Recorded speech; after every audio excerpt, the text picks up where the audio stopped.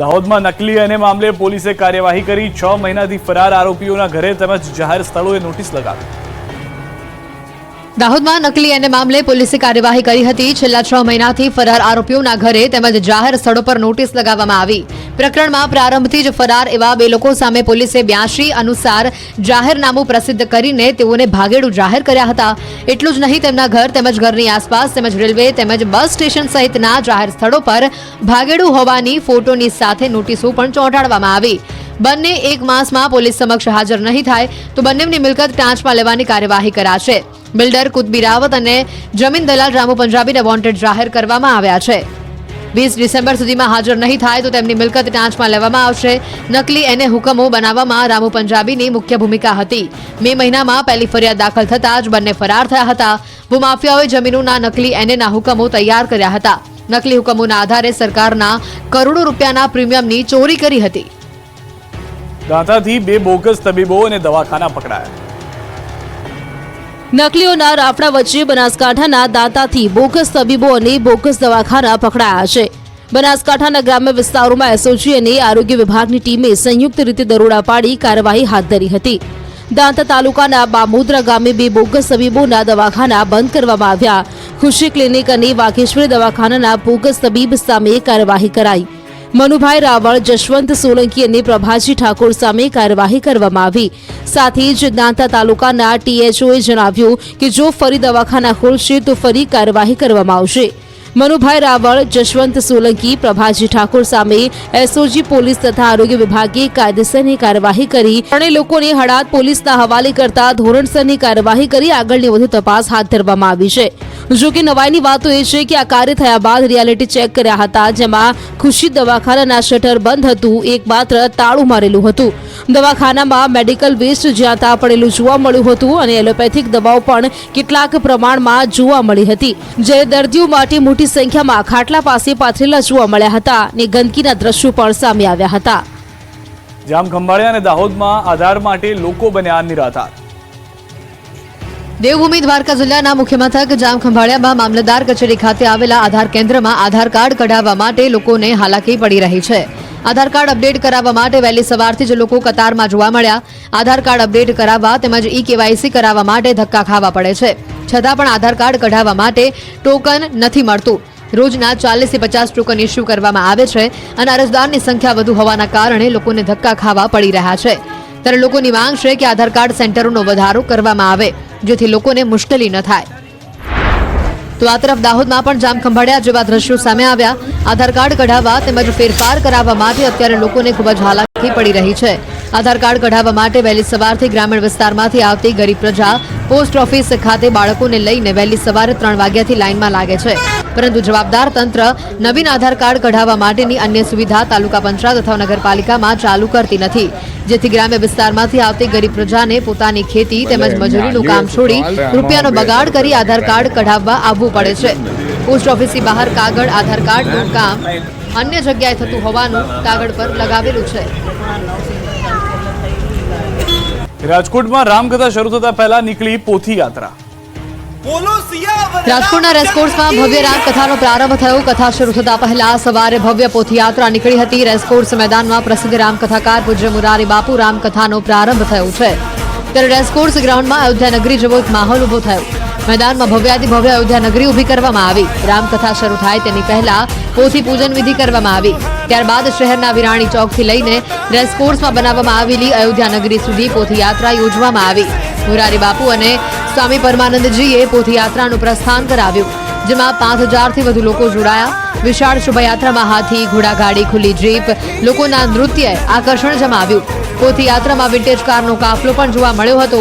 એમાં પણ સૌથી વધુ આકર્ષણ ભગવાન રામની પ્રતિકૃતિએ જમાવ્યું। અયોધ્યામાં બિરાજમાન રામલલ્લાની આબેહૂબ પ્રતિકૃતિ તૈયાર કરવામાં આવી છે।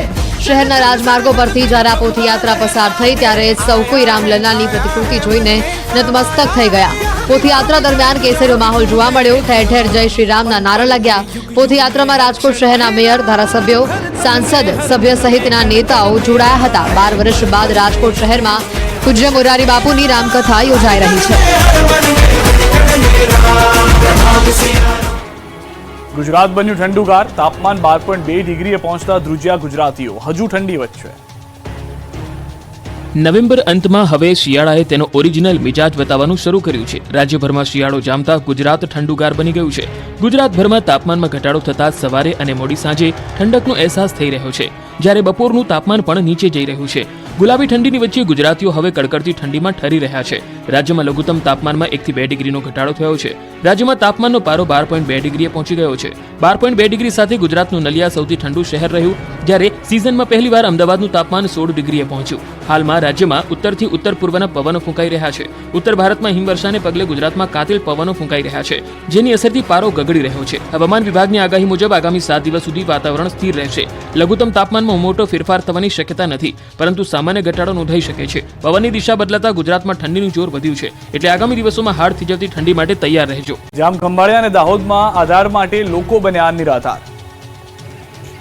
દેવભૂમિ દ્વારકા જિલ્લાના મુખ્ય મથક જામખંભાળિયામાં મામલતદાર કચેરી ખાતે આવેલા આધાર કેન્દ્રમાં આધાર કાર્ડ કઢાવવા માટે લોકોને હાલાકી પડી રહી છે. આધાર કાર્ડ અપડેટ કરાવવા માટે વહેલી સવારથી જ લોકો કતારમાં જોવા મળ્યા. આધાર કાર્ડ અપડેટ કરાવવા તેમજ ઈ-કેવાયસી કરાવવા માટે ધક્કા ખાવા પડે છે. છતાં પણ આધાર કાર્ડ કઢાવવા માટે ટોકન નથી મળતું. રોજના 40 થી 50 ટોકન ઇસ્યુ કરવામાં આવે છે અને અરજદારની સંખ્યા વધુ હોવાના કારણે લોકોને ધક્કા ખાવા પડી રહ્યા છે. ત્યારે લોકોની માંગ છે કે આધાર કાર્ડ સેન્ટરોનો વધારો કરવામાં આવે, જેથી લોકોને મુશ્કેલી ન થાય. તો આ તરફ દાહોદમાં પણ જામખંભાળિયા જેવા દ્રશ્યો સામે આવ્યા. આધાર કાર્ડ કઢાવવા તેમજ ફેરફાર કરાવવા માટે અત્યારે લોકોને ખૂબ જ હાલાકી પડી રહી છે. આધાર કાર્ડ કઢાવવા માટે વહેલી સવારથી ગ્રામીણ વિસ્તારમાંથી આવતી ગરીબ પ્રજા પોસ્ટ ઓફિસ ખાતે બાળકોને લઈને વહેલી સવારે 3 વાગ્યાથી લાઇનમાં લાગે છે, પરંતુ જવાબદાર તંત્ર નવીન આધાર કાર્ડ કઢાવવા માટેની અન્ય સુવિધા તાલુકા પંચાયત અથવા નગરપાલિકામાં ચાલુ કરતી નથી, જેથી ગ્રામ્ય વિસ્તારમાંથી આવતી ગરીબ પ્રજાને પોતાની ખેતી તેમજ મજૂરીનું કામ છોડી રૂપિયાનો બગાડ કરી આધાર કાર્ડ કઢાવવા આવવું પડે છે. પોસ્ટ ઓફિસની બહાર કાગળ આધાર કાર્ડનું કામ અન્ય જગ્યાએ થતું હોવાનું કાગળ પર લગાવેલું છે. રાજકોટમાં રામકથા શરૂ થતા પહેલા નીકળી પોથી યાત્રા. રાજકોટના રેસકોર્સમાં ભવ્ય રામકથાનો પ્રારંભ થયો. કથા શરૂ થતા પહેલા સવારે ભવ્ય પોથયાત્રા નીકળી હતી. રેસકોર્સ મેદાનમાં પ્રસિદ્ધ રામકથાકાર પૂજ્ય મુરારી બાપુ રામકથાનો પ્રારંભ થયો છે. ત્યારે રેસકોર્સ ગ્રાઉન્ડમાં અયોધ્યા નગરી જેવો એક માહોલ ઉભો થયો. મેદાનમાં ભવ્યાતિ ભવ્ય અયોધ્યા નગરી ઊભી કરવામાં આવી. રામકથા શરૂ થાય તેની પહેલા પોથી પૂજન વિધિ કરવામાં આવી. ત્યારબાદ શહેરના વિરાણી ચોકથી લઈને રેસકોર્સમાં બનાવવામાં આવેલી અયોધ્યા નગરી સુધી પોથયાત્રા યોજવામાં આવી. મુરારી બાપુ અને સ્વામી પરમાનંદજીએ પોથયાત્રાનું પ્રસ્થાન કરાવ્યું, જેમાં 5000થી વધુ લોકો જોડાયા. વિશાળ શોભાયાત્રામાં હાથી, ઘોડાગાડી, ખુલ્લી જીપ, લોકોના નૃત્યએ આકર્ષણ જમાવ્યું. પોથયાત્રામાં વિન્ટેજ કારનો કાફલો પણ જોવા મળ્યો હતો. એમાં પણ સૌથી વધુ આકર્ષણ ભગવાન રામની પ્રતિકૃતિએ જમાવ્યું. અયોધ્યામાં બિરાજમાન રામલલ્લાની આબેહૂબ પ્રતિકૃતિ તૈયાર કરવામાં આવી છે. શહેરના રાજમાર્ગો પરથી જ્યારે આ પોથયાત્રા પસાર થઈ ત્યારે સૌ કોઈ રામલલ્લાની પ્રતિકૃતિ જોઈને નતમસ્તક થઈ ગયા. પોથયાત્રા દરમિયાન કેસરીયો માહોલ જોવા મળ્યો. ઠેર ઠેર જય શ્રી રામના નારા લાગ્યા. પોથયાત્રામાં રાજકોટ શહેરના મેયર, ધારાસભ્યો, સાંસદ સભ્ય સહિતના નેતાઓ જોડાયા હતા. 12 વર્ષ બાદ રાજકોટ શહેરમાં પૂજ્ય મોરારી બાપુની રામકથા યોજાઈ રહી છે.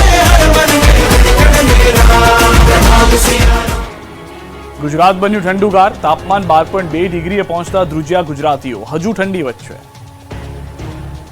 નવેમ્બર અંતમાં હવે શિયાળાએ તેનો ઓરિજિનલ મિજાજ બતાવવાનું શરૂ કર્યું છે. રાજ્યભરમાં શિયાળો જામતા ગુજરાત ઠંડુગાર બની ગયું છે. ગુજરાતભરમાં તાપમાનમાં ઘટાડો થતા સવારે અને મોડી સાંજે ઠંડકનો અહેસાસ થઈ રહ્યો છે, જ્યારે બપોરનું તાપમાન પણ નીચે જઈ રહ્યું છે. ગુલાબી ઠંડીની વચ્ચે ગુજરાતીઓ હવે કડકડતી ઠંડીમાં ઠરી રહ્યા છે. રાજ્યમાં લઘુત્તમ તાપમાનમાં 1 થી 2 ડિગ્રીનો ઘટાડો થયો છે. રાજ્યમાં તાપમાનનો પારો 12.2 ડિગ્રીએ પહોંચી ગયો છે. 12.2 ડિગ્રી સાથે ગુજરાતનું નલિયા સૌથી ઠંડુ શહેર રહ્યું, જ્યારે સિઝનમાં પહેલીવાર અમદાવાદનું તાપમાન 16 ડિગ્રીએ પહોંચ્યું. હાલમાં રાજ્યમાં ઉત્તરથી ઉત્તર પૂર્વના પવનો ફૂંકાઈ રહ્યા છે. ઉત્તર ભારતમાં હિમવર્ષાને પગલે ગુજરાતમાં કાતિલ પવનો ફૂંકાઈ રહ્યા છે, જેની અસરથી પારો ગગડી રહ્યો છે. હવામાન વિભાગની આગાહી મુજબ આગામી 7 દિવસ સુધી વાતાવરણ સ્થિર રહેશે. લઘુત્તમ તાપમાનમાં મોટો ફેરફાર થવાની શક્યતા નથી, પરંતુ સામાન્ય ઘટાડો નોંધાઈ શકે છે. પવનની દિશા બદલાતા ગુજરાતમાં ઠંડીનું જોર વધ્યું છે, એટલે આગામી દિવસોમાં હાડ થીજવતી ઠંડી માટે તૈયાર રહેજો.